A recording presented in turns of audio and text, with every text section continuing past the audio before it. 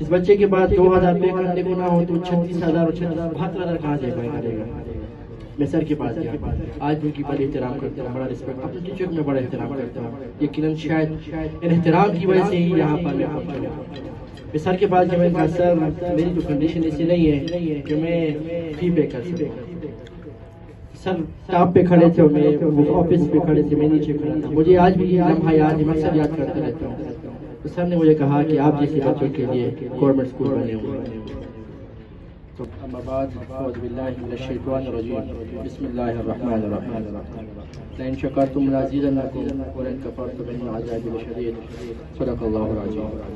سب سے پہلے میں اپنے تمام اساتذہ کا مشکور ہوں، اس کے بعد عزیز جان دوست جواد ارشاد، خوبا نثار جو آج اس محفل کے مہمان خصوصی بھی ہیں، ان کا بھی مشکور ہوں کہ انہوں نے اپنے قیمتی لمحات میں سے وقت نکالا اور آج ہماری اس محفل کو رونق بخشی۔ عزیز طلبہ، میں اپنے احساسات کو الفاظ میں بیان نہیں کر سکتا، میں اپنے احساسات کو بیان کرنے سے قاصر ہوں۔ یقین جانے میں سوچ رہا تھا کہ کیا یہ پروگرام اتنا اچھا ہو پائے گا۔ 2 مہینے سے ہم سوچ رہے تھے کہ ہم نے بچ ادب کا پروگرام کرنا ہے، لیکن جس کنڈیشن میں آپ لوگ ہمارے پاس آئے تھے وہ آپ کو بخوبی ہے۔ تو شاہد صاحب کے ساتھ، باقی ٹیچروں کے ساتھ یہی میری بات ہوتی تھی، سر کی بچے کس طرح بہتر ہو سکتے ہیں۔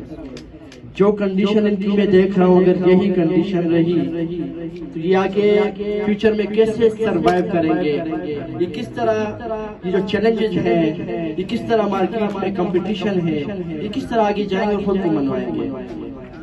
2 مہینے سے مطلب کشمکش میں تھے کہ یہ پروگرام کرنا چاہیے یا نہیں کرنا چاہیے۔ پھر ہم نے کہا چلے کر ہی لیتے ہیں، جو ہوگا دیکھا جائے گا۔ 5 سے 6 دن پہلے یہ ڈیسائیڈ ہوا کہ ہم فنکشن کریں گے، لیکن میں آپ لوگوں کو خود کے لیے خود کیپنگ کر لے میں آپ لوگوں کو دعوت دیتا ہوں، اتنے کم ٹائم میں، اتنے کم عرصہ میں آپ لوگوں نے جو ہے اس کی بہترین تیاری کی۔ آپ سٹیج پہ آئے، جو بچہ میں سمجھتا ہوں کہ کبھی سٹیج پہ آیا نہیں تھا، آج وہ سٹیج پہ بھی آ گیا، آج وہ سٹیج پہ بول گیا۔ آپ میں سے بہت تھے جو کبھی سٹیج پہ نہیں بولے تھے، لیکن آج سٹیج پہ بھی بول گیا۔ میں سمجھتا ہوں کہ یہ آپ کی پہلی کامیابی ہے، لیکن ڈیئر اسٹوڈنٹس یاد رکھیں، یہ کامیابی پہلی اور آخری نہیں ہونی چاہیے۔ اب آپ نے اس کامیابی کو آگے کی طرف لے کے جانا ہے، آپ نے ایک اسٹیپ مزید آگے جانا ہے، کیونکہ آپ نے بہت سی ساتھیوں نے فلسطین کی بات کی، ساتھیوں نے کشمیر کی بات کی۔ 75 سالوں سے تقریریں ہوتی رہی ہیں، جب ہم اسٹوڈنٹ تھے یہ تقریر شاید ہم نے بھی کی تھی۔ پھر جرم مرگ مفاجات کشمیر کو جو ہے وہ دفاع کرتے ہوئے ایک تقریر میں نے بھی اپنے زمانے میں کی تھی، اور آج بھی وہ شیٹ ٹروفی کالج میں پڑے ہوئے ہیں۔ تو میں کہتا ہوں کہ زمانہ طالب علم میں تقریریں کرتے آ رہے تھے، جب بولنے کے قابل نہیں تھے تقریریں سنتے آ رہے تھے، اب جب بولنے کے قابل ہے ہم بھی تقریریں کر رہے ہیں۔ نوجوانوں یاد رکھیں، سب سے بڑی طاقت آپ لوگ بیٹھے ہو۔ اگر آپ چاہو تو اس دنیا کا نقشہ بدل، آپ چاہو تو فلسطین کی جو ہے وہ طاقت بن سکتے ہو، ان کے دفاع کر سکتے ہو، لیکن صرف باتوں تک، پوسٹوں تک محدود نہیں ہونا، عملی زندگی میں بھی کام کرنا ہے۔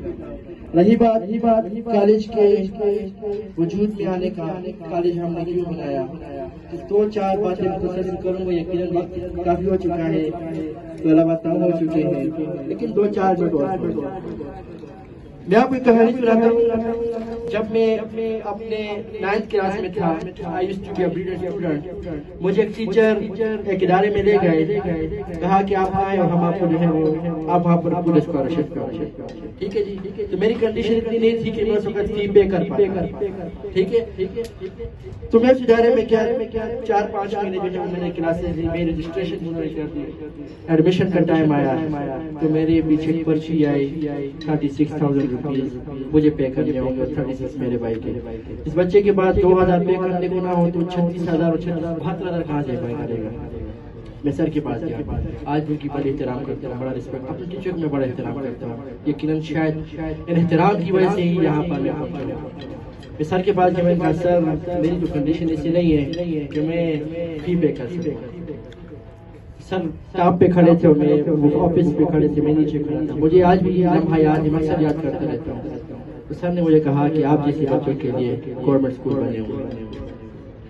تو میں خاموش ہو کے چلا گیا. جو ٹیچر مجھے لے کے آئے تھے میں نے ان سے کہا سر یہ تو آج یہ سے ہوا ہے. سر نے کہا بس یہ ہے جیسے آپ گورنمنٹ اسکول چلے جائیں. اب تو میں چلا گیا گھر میں, والدہ بھی نہیں بتا سکتا. تو 2 دن میں روتا رہا. اب کیا ہوگا, تو ایڈمیشن بھی لے لیا, سارا کچھ ہو گیا.